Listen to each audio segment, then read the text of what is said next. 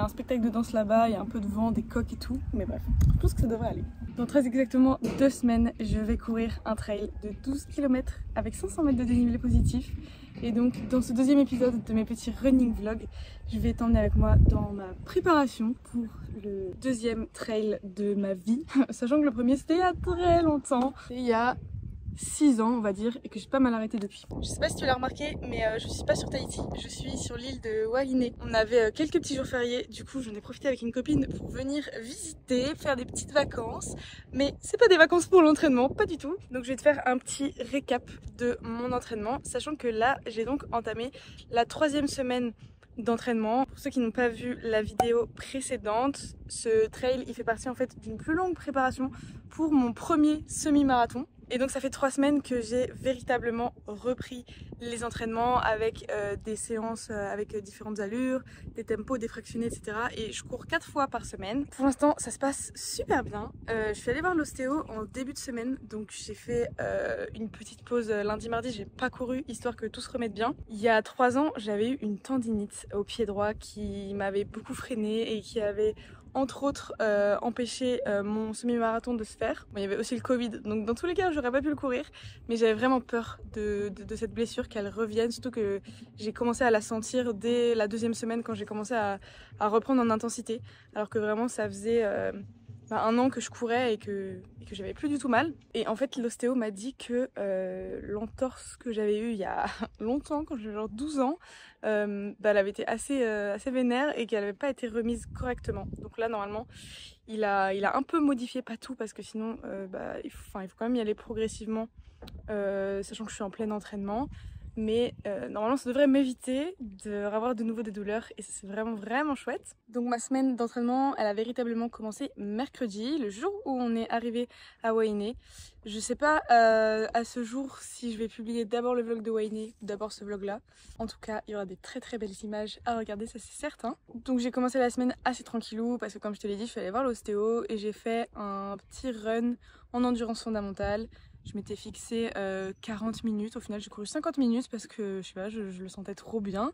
C'était une super chouette séance, j'ai eu aucune douleur et franchement visiter une île en courant c'est trop chouette. En fait je suis partie de là où je suis et j'ai fait tout le tour de la baie et je suis allée jusqu'à ce qu'on voit là. Donc c'était vraiment trop beau.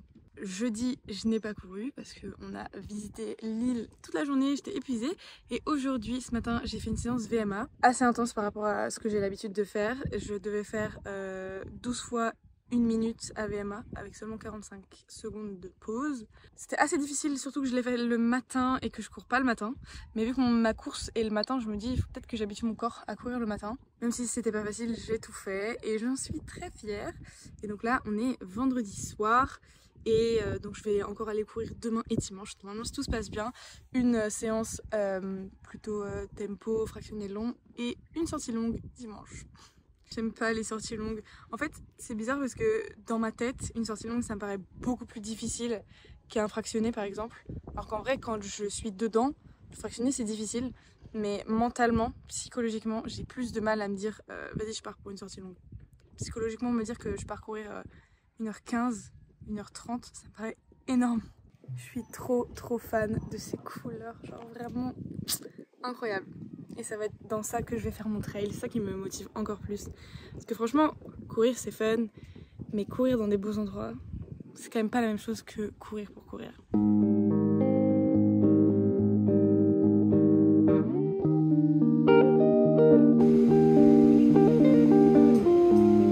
Hello! Bon, on est dimanche matin, il est 9h et là je m'apprête à faire ma sortie longue. Je suis pas très motivée, comme je te l'ai dit, les sorties longues ça me fait un peu peur et en plus je suis un peu fatiguée. Je n'ai pas couru hier, je t'expliquerai après quand je ferai le débrief pourquoi. Mais les sorties longues c'est important pour moi déjà parce que mentalement ça me rassure. Comme je t'ai dit, c'est super difficile pour moi de le faire et du coup quand je me rends compte que j'y arrive et que c'est possible, ça me donne confiance. Et je pense que c'est super important en course à pied d'avoir confiance. Le mental en course à pied, c'est super important, enfin je pense globalement dans beaucoup de sports. Mais bref, je m'égare, je vous en reparlerai. En tout cas, les sorties longues, c'est aussi l'occasion de se mettre un peu en condition pour le jour J.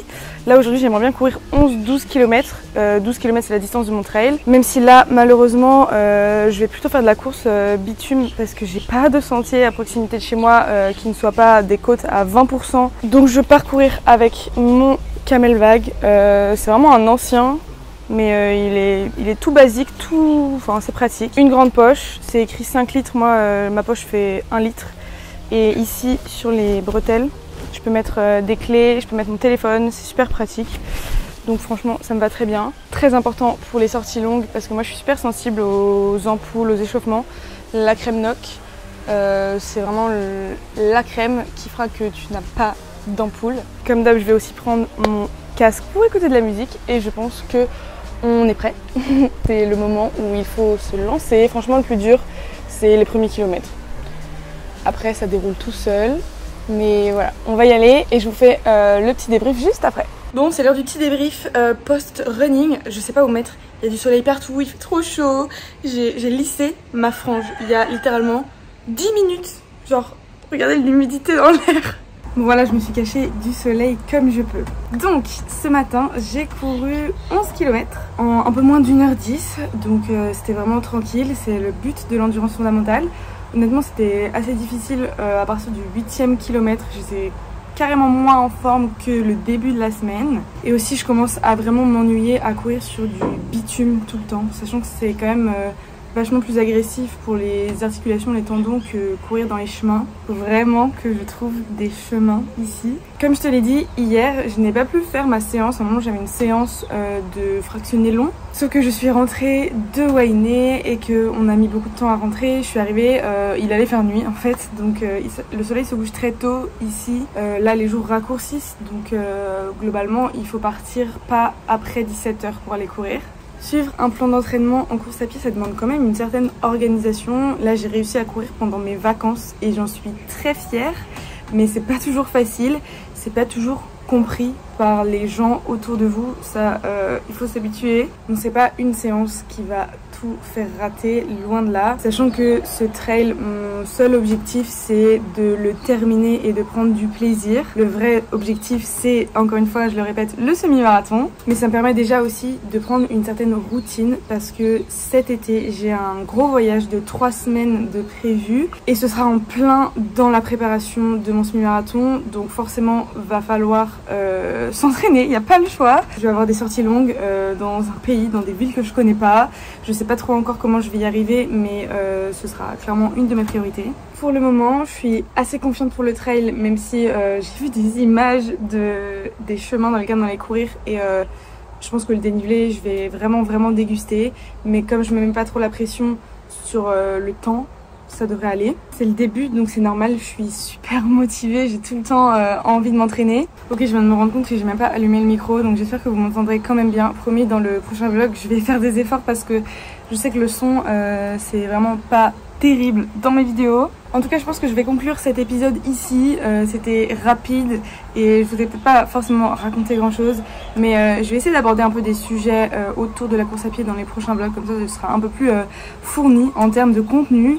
J'espère quand même que ça vous plaît et que ça vous motive. Si vous avez des questions, des suggestions, des conseils, bref tout, l'espace commentaire est là pour ça. Je vous remercie d'avoir regardé cette vidéo, merci de vous abonner, de me rejoindre sur Insta, sur Strava, comme ça on peut se motiver entre nous. Voilà, je vous dis à la semaine prochaine, bisous!